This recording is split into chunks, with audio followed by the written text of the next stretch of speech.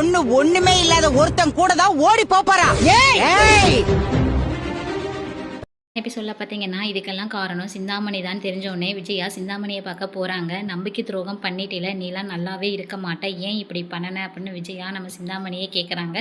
இதெல்லாம் உன் பொண்ணுக்காக தானே சேர்த்து வைக்கிற, உன் பொண்ணு நாளைக்கு ஒன்றும் இல்லாதவன் கூட தான் ஓடி போக போகிறான் அப்படின்னு சொன்னோடனே சிந்தாமணிக்கு கோவம் வந்துடுது. இந்த மிரட்டல் உருட்டலுக்கெல்லாம் நான் பயப்பட மாட்டேன், நான் சொன்னது தான் நடக்கும், உன் பொண்ணு ஒன்றும் இல்லாத பையன் கூட தான் நாளைக்கு ஓடி போவா அப்படின்னு சொல்லிட்டு விஜயா அங்கேருந்து கிளம்பிடுறாங்க. விஜயோட அப்பா ரவியை கூப்பிட்டு உங்கள் வீட்டோட கடன் அடைக்க நான் 10 லட்ச ரூபாய் காசு கொடுக்குறேன், ஆனால் அதுக்கு ஒரு கண்டிஷன் இருக்குது, நீயும் ஸ்ருதியும் எங்கள் கூடயே இருக்கணும் இதே வீட்டில் அப்படிங்கிறாங்க.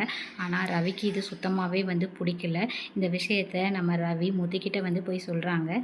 நாளைக்கான ப்ரொமோவில் பார்த்தீங்கன்னா மனோஜோட கடைக்கு ரோஹிணி வராங்க. அதை நம்ம விஜயா ஃபோனில் பார்த்துட்றாங்க. இனி கடைக்கு வர்றதை அண்ணாமலை கிட்ட விஜயா காட்டுறாங்க. விட அவள் என்ன பண்ணுறான்னு பார்க்கலான்னு சொல்லிட்டு அண்ணாமலை சொல்லிடுறாங்க.